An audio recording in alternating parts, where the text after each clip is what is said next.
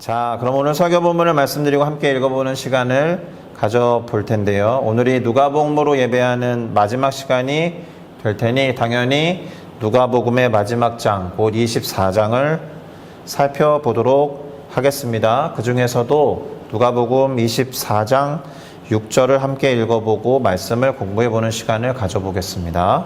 누가복음 24장 6절을 다 같이 함께 읽어보겠습니다. 여기 계시지 않고 살아나셨느니라. 갈릴리에 계실 때에 너희에게 어떻게 말씀하셨는지를 기억하라. 아멘. 자, 저는 방금 우리가 함께 읽은 누가복음 24장 6절을 가지고 기억만 하는가 아니면 믿기도 하는가, 이런 제목으로 누가복음 24장을 우리 사랑하는 여성교회 집사님들과 함께 살펴보고자 합니다. 그러니 그 안에서 깨달음을 얻은 물론이요, 깨달은 바를 우리의 삶과 신앙에 실천하겠다라는 다짐을 담아서 함께 설교 제목을 따라 고백하면 좋겠습니다. 기억만 하는가 아니면 믿기도 하는가. 기억만 하는가 아니면 믿기도 하는가. 네, 감사합니다. 누가복음 24장을 읽어나가면 이 질문에 어떻게 답해야 되는지 읽기 전에 이미 답을 내리기는 쉬울 거라고 생각합니다. 우리가 함께 살펴볼 누가복음 24장은 예수님의 부활과 승천을 기록해 놓고 있습니다. 그리고 그 시작은 어떻게 되어 있느냐? 안식 후 첫날 새벽에, 그러니까 예수님께서 십자가에 달려 죽으시고 장사된 지 3일째 되는 날 새벽에 준비한 향품을 가지고 예수님의 시신이 안치되어 있던 무덤을 찾아간 여성들의 이야기로 시작해요. 자, 안식 후 첫날이라고 되어 있으니까 안식일이었던 토요일, 그 토요일에 해가 넘어간 저녁부터 시작된 일요일의 새벽이에요. 우리가 하루를 자정이 지나야 새롭게 0시로 시작하는 것처럼 그렇게 세고 있지만 이스라엘 사람들은 그렇지 않는다라고 말씀드렸습니다. 토요일 저녁 6시부터 일요일이 시작된 겁니다. 그러니까 일요일 새벽이라고 하면 일요일이 시작된 지 자정을 기준으로 하면 한 3, 4시간 뒤, 4, 5시간 뒤 정도 될 것 같지만 유대인들의 시간 개념에서는 시작된 지 대략 10시간, 11시간, 12시간 정도 지난 시점이 되겠습니다. 그렇게 이제 예수 그리스도가 안치되어 있는 무덤에 도착을 했는데 그 앞을 막고 있던 큰 돌이 옮겨져 있었어요. 아마도 자신들 말고도 예수님의 시신에 향품을 바르고자 누군가가 온 것이 아니라면 지금 무덤에는 무슨 일이 벌어진 것임에 틀림이 없다, 이런 생각이 들게 하는 상황인 거죠. 자, 놀랍게도 그 일이란 무엇이었느냐? 예수님의 시신이 보이지 않았다라는 거예요. 그래서 이 여인들은 근심합니다. 왜요? 시신이 사라졌으니까. 그런데 그렇게 근심하고 있을 때 찬란한 옷을 입은 두 사람을 보게 돼요. 천사들이겠죠. 그러니 또 다른 이유로 두려워하게 됩니다. 천사를 보고 두려워서 엎드리게 된 거죠. 예수님의 시신이 없어져서 근심하다가 찬란한 두 사람, 곧 천사를 보고 또 두려워서 엎드리게 되었는데 그때 천사들로부터 이야기가 들려오는 거예요. 자, 여기에서 천사들이 한 말이 무엇이냐? 어찌하여 살아있는 자를 죽은 자 가운데서 찾느냐? 여기 계시지 않고 살아나셨느니다 라고 말합니다. 황당한 이야기가 아닐 수 없죠. 지금 이 여인들은 십자가에서 예수 그리스도가 죽은 것을 분명히 목격한 여성들이거든요. 그래서 시신을 안치해 놨고 이 장례 절차를 마무리하기 위해서 향품을 바르고자 무덤에 찾아온 것이었는데 예수님의 시신은 없죠. 그런데 찬란한 형상으로 나타난 천사들은 예수님이 살아있다라고 말하니까 그것도 아주 명확하게 여기 계시지 않고 살아나셨다, 이렇게 말하는 겁니다. 대단히 당황스럽고 황당스러울 테지만 그 다음에 이어진 천사의 말로 인해서 이 여인들은 정신을 바짝 차리게 되었을 거예요. 천사들이 뭐라고 했느냐? 갈릴리에 계실 때에 너희에게 어떻게 말씀하셨는지를 기억하라 라는 거였어요. 뭐지? 뭐라고 하셨지? 보통 뭔가를 떠올릴 때 눈을 상방으로 약간 치켜뜨고 이렇게 생각할 거 아니에요. 그렇게 생각을 더듬고 있을 때 천사가 바로 말해주죠. 천사가 들려줘요. 뭐라고 했느냐? 인자가 죄인의 손에 넘겨져서 십자가에 못 박히고 제3일에 다시 살아나야 하리라, 이렇게 이미 갈릴리에 있을 때 말씀하셨다라는 거예요. 그러니까 이 말을 이미 들었고 또 기억한다면, 그리고 기억할 뿐만이 아니라 그 말을 믿었다면 사실은 그렇게 놀랄 만한 일도 아니었어야 했고, 무덤에 와봐야 예수님 안 계실 수 있겠다, 이런 생각을 했을 테죠. 그러니까 믿기 어려운 말씀을 하셨기 때문에 예수님이 그 당시에 그 얘기를 들었던 대부분의 사람들은 그냥 듣기만 했을 것이고 다른 영적인 의미이겠지, 이렇게 생각했을 겁니다. 그런데요, 예수님께서 나사로, 죽은 나사로를 살린 걸 경험한 사람들이잖아요. 그리고 부활을 믿는 사람들이라고 하면 예수님이 진짜 부활하실지도 모르겠다라는 일말의 가능성과 믿음을 가졌어야 하지 않을까, 이런 생각도 듭니다. 물론 여기에 있는 우리 모두가 그 현장에 있었다고 하면 똑같이 그런 믿음을 가졌을 거다라는 보장을 할 수는 없겠지만, 중요한 건 갈릴리에서 예수님이 하셨던 당신의 부활에 관한 이야기를 듣고 믿었던 사람이 거의 없었다라는 겁니다. 저도 그런 기억이 있어요. 기도했던 것을 믿지 않았던 기억. 그러니까 이제 대학생들 수련회를 하면 요즘에는 좋아서 막 리조트 이런 데 가거든요. 옛날에는 텐트를 친 적이 있습니다. 캠핑장에 가서. 그럼 가장 중요한 게 뭐예요? 날씨잖아요. 마지막 날 집회를 앞두고 태풍이 올라온다는 이제 예보를 들은 거죠. 그래서 어떻게 했겠습니까? 다 같이 모여서 기도를 했어요. 태풍이 오더라도 우리가 있는 이 자리는 피해가게 하시고, 태풍이 오더라도 바람 막아주시고, 비 안 오게 해주세요. 이렇게 기도한 다음에 뭐 했게요, 제가? 야외에 세팅해놓은 악기들을 비닐로 막 덮는 작업을 했단 말입니다.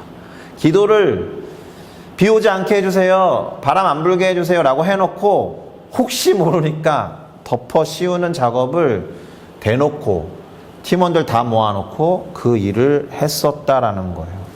그런 이야기는 대단히 유명한 이야기잖아요. 하늘을 향해서 비를 내려달라고 성도들이 모여서 기도하고는 정작 우산을 챙긴 건 꼬마 한 명이었다. 이런 이야기 목사님들의 설교로 들은 바가 한두 번씩 있을 겁니다. 이렇게 어떤 이야기를 듣고 그대로 믿는 건 사실 쉬운 일은 아닐 거다라는 생각이 들어요. 자, 그런데 우리는 예수님께서 이 천사들을 통해서 전달받은 이 이야기에도 나오고 예수님이 실제로 갈릴리에서도 하셨던 말씀 중에 다시 살아나야 하리라 라고 하신 말씀에 주목할 필요가 있습니다. 이 must라는 영어 단어로 번역한 헬라어 단어가 day라는 말인데요.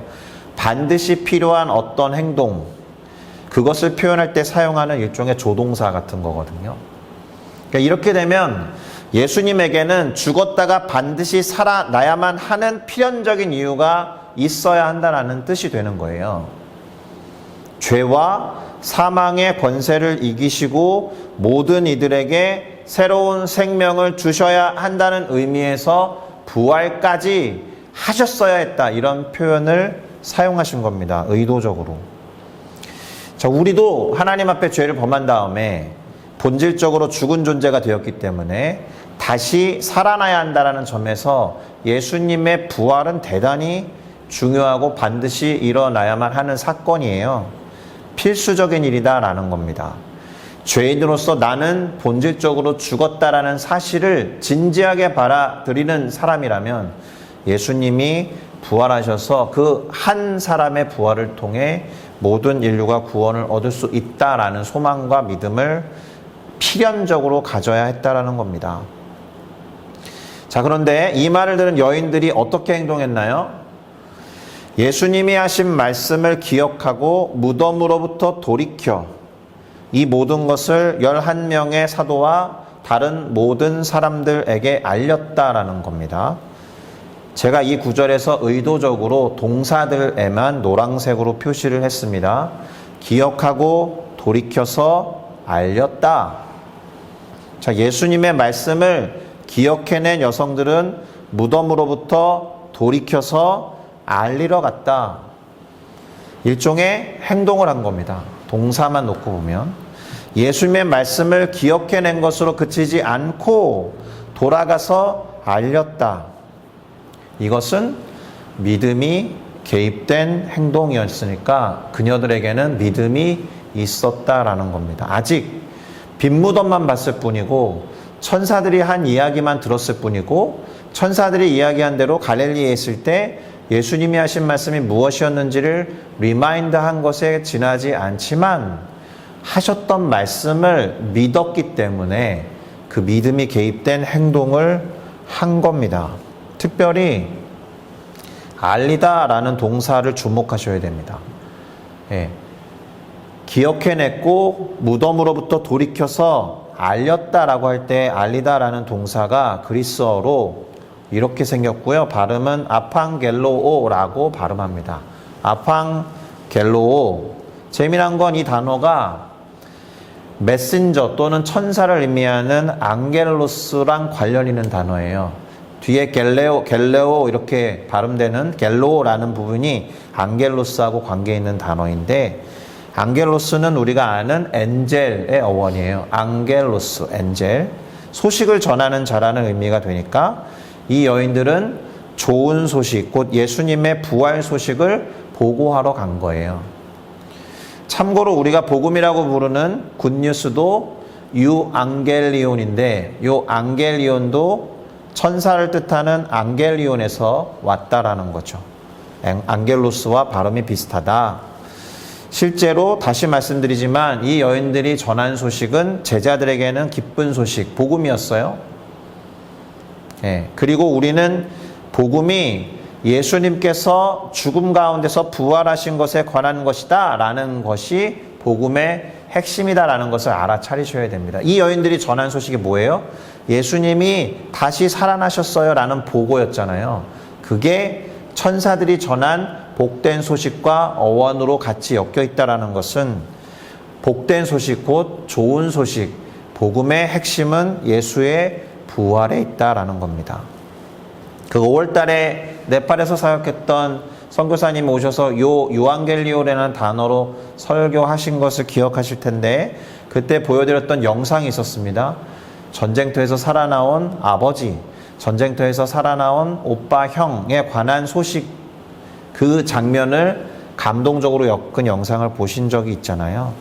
그러니까 무사히 우리 가족 중에 남성이 전쟁에 참여했다가 죽지 않고 돌아왔다, 살아 돌아왔다라는 의미가 부여된 것이 유앙겔리온, 복음이었다라는 점에서 예수님도 사망의 전쟁터에서 부활해서 돌아오신 겁니다. 할렐루야. 자, 그런데 어처구니 없게도 이 말을 들은 사도들이 그것을 허탄한 이야기로 알아듣고 믿지 않았다라는 거예요. 황당하죠. 적어도 이 사도들은 예수님이 갈릴리에서 하셨던 말씀을 기억해내지도 못했고 믿지도 않았다라는 겁니다. 아니면 기억해낸 것으로 그쳤을 수 있어요. 이 여인들처럼 믿음과 결부된 행동으로 나타나지 않았으니까. 그런데 베드로는 조금 달랐던 것 같아요. 일단 무덤으로 달려가요, 이 사람도. 그리고 무덤 안으로 들어가요. 무덤이 비어있다는 것을 확인합니다. 세마포, 그러니까 예수님이 죽으시고 그의 시신을 싸매려고 했던 아리마대 사람 요셉이 준비했던 그 세마포가 덩그러니 남아있는 것을 보고 나옵니다. 재미있는 게 뭐냐? 그 된 일을 놀랍게 여기고 집으로 돌아갔다라는 거예요. 베드로도 예수님의 부활을 믿지 않은 것처럼 보입니다. 예수님이 하신 말씀대로 이루어졌다라는 사실을 믿었다라면 집으로 그냥 돌아갔을 리가 없죠. 분명히 뭔가를 말하고도 남을 성정과 성품을 갖고 있는 베드로, 놀랍게 여기며 그저 집으로 돌아갔다. 자, 그 다음 장면이 무엇이냐 하면 엠마오라는 도시로 이동하는 제자 두 사람의 이야기로 얘기가 전환됩니다. 지도가 잘 안 보이실 수 있는데요.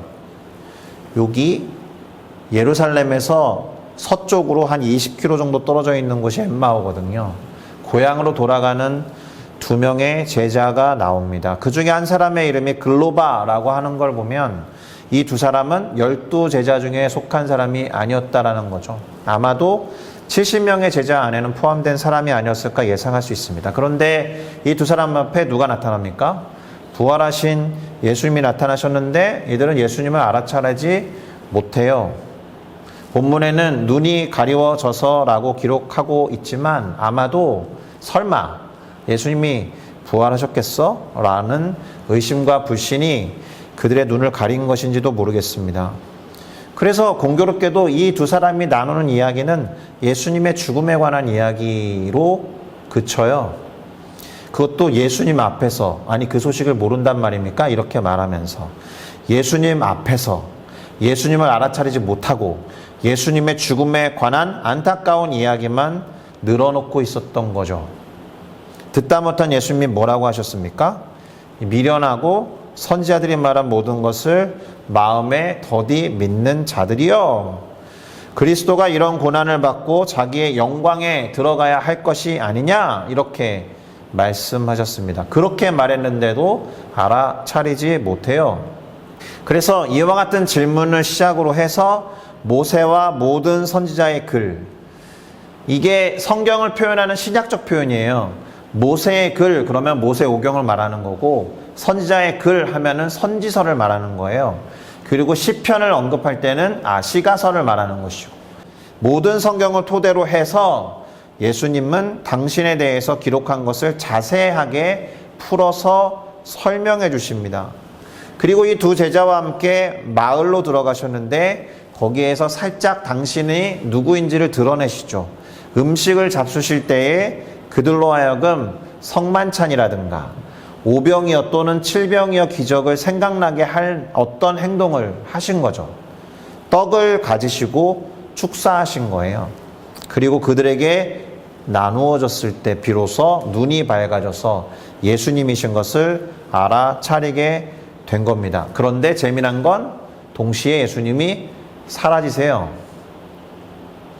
부활하신 예수님을 알아차리지 못했을 때는 같이 계시고, 부활하신 예수님을 알아차렸을 때는 사라지셨습니다.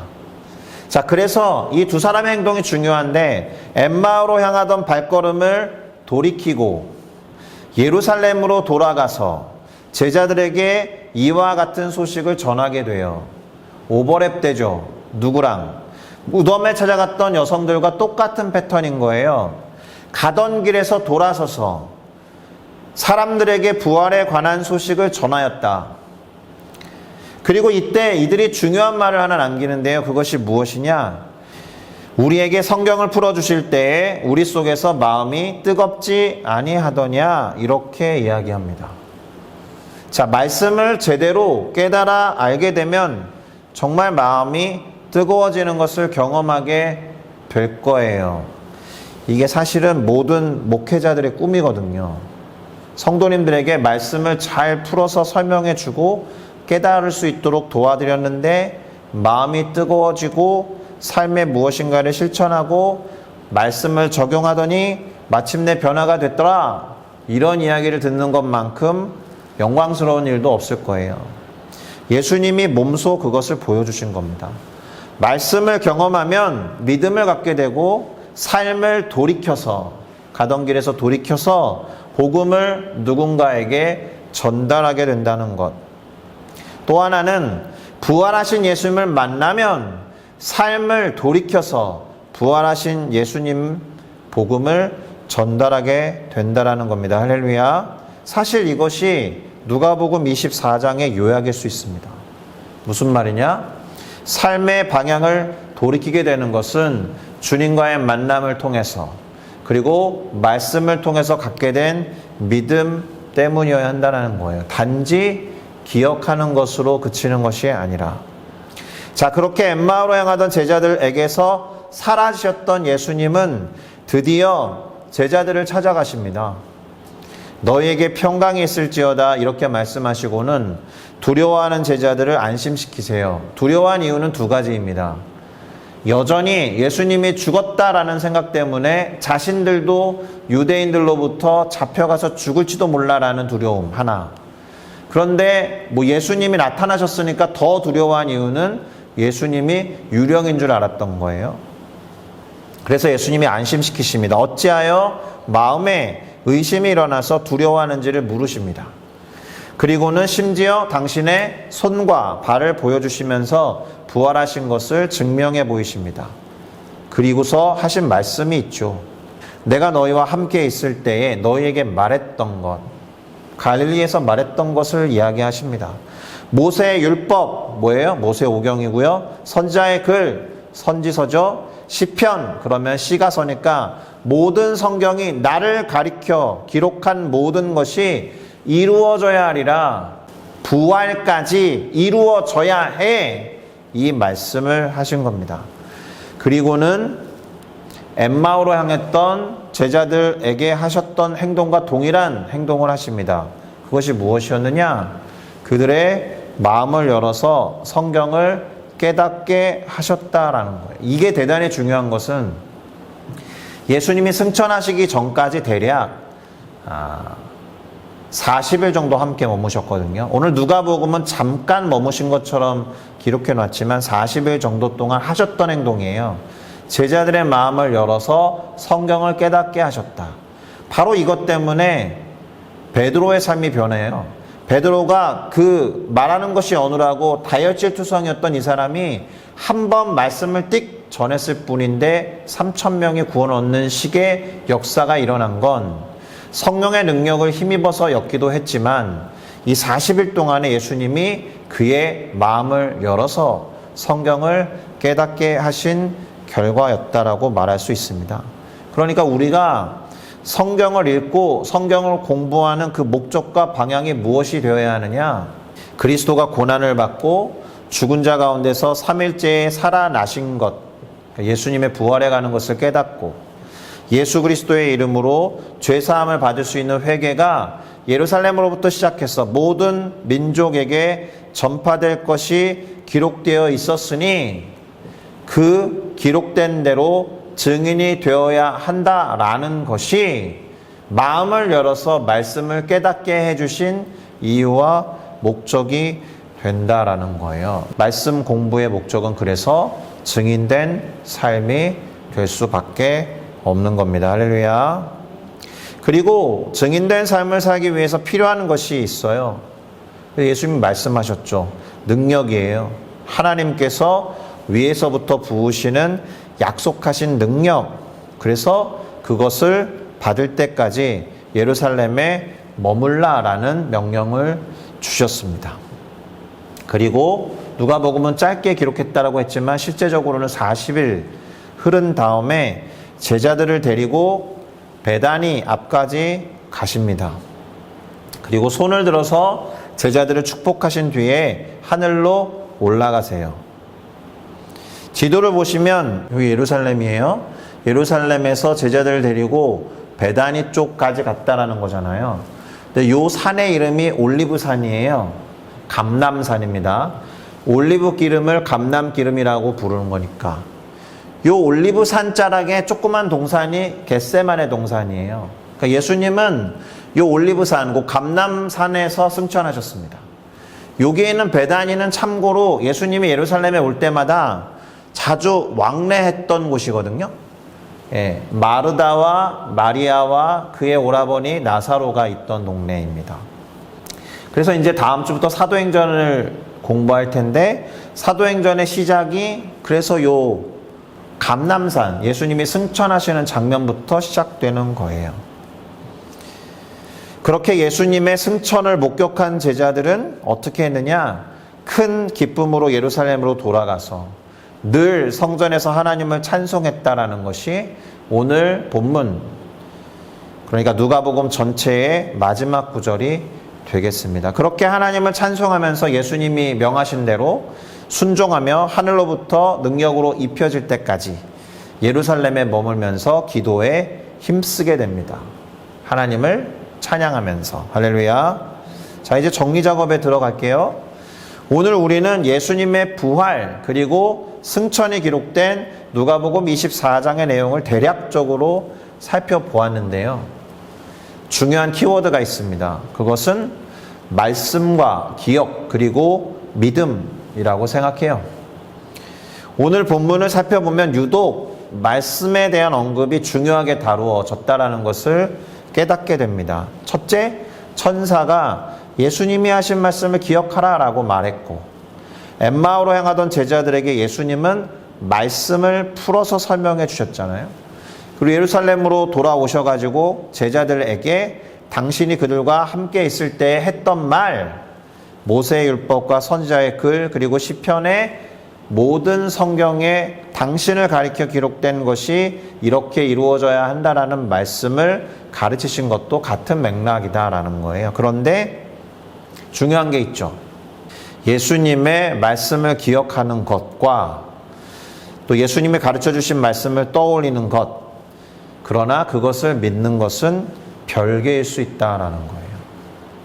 조금 더 자세히 풀어서 말씀드리면 기억이라는 것이 반드시 믿음으로 이어지는 것은 아니다라는 거예요.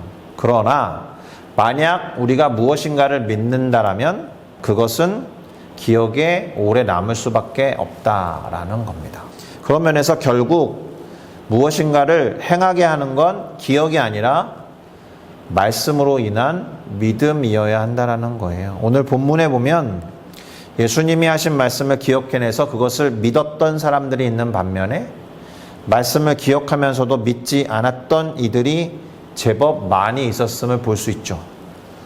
단적으로는 여성들은 천사의 이야기를 듣고 예수님이 하신 말씀을 기억하고 떠올리면 물론이요, 그 말씀을 믿고 부활을 받아들였기 때문에 즉시로 무덤에서 돌이켜 예수님의 부활에 관한 소식을 제자들에게 전하는 것이지만 그 이야기를 듣던 제자들은 믿지 아니하였다.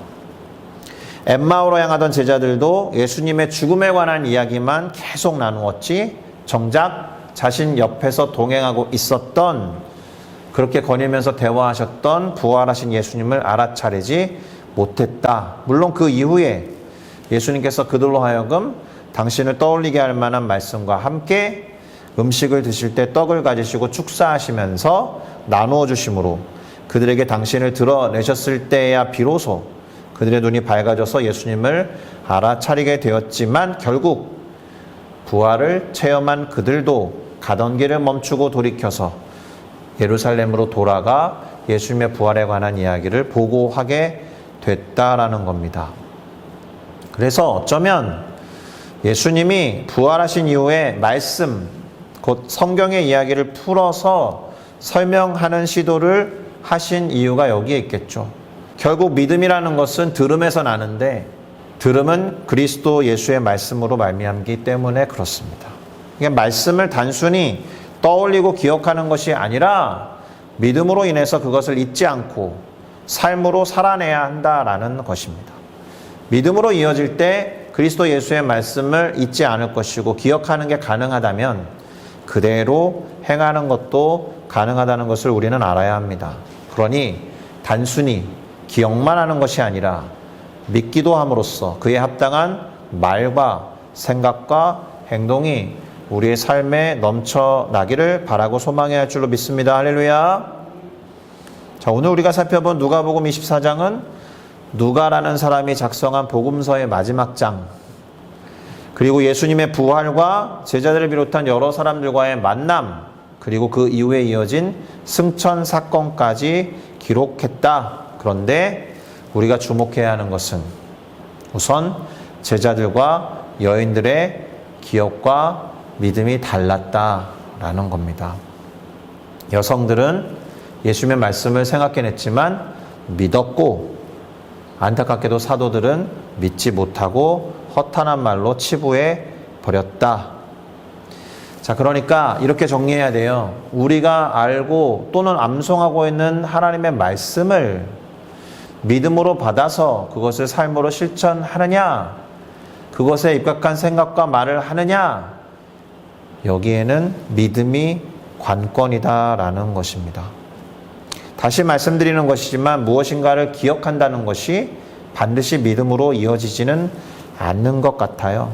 그러나 무엇인가를 믿기 시작한다면 그것과 관련된 기억을 떠올리는 것은 그렇게 어려운 일이 아닐 뿐더러 그것에 합당한 실천으로 옮기게 된다라는 겁니다. 예수님의 말씀 그리고 성경에 기록된 하나님의 말씀과 뜻을 단순히 기억만 하는 것이 아니라 진리로 받아들이고 믿음으로써 그것을 잊어버리지 않으면 물론이요, 떠오를 때마다 그의 합당한 말과 생각과 행동과 실천이 있는 우리 모두가 되기를 예수 그리스도의 이름으로 축복합니다. 할렐루야. 기도하시겠습니다.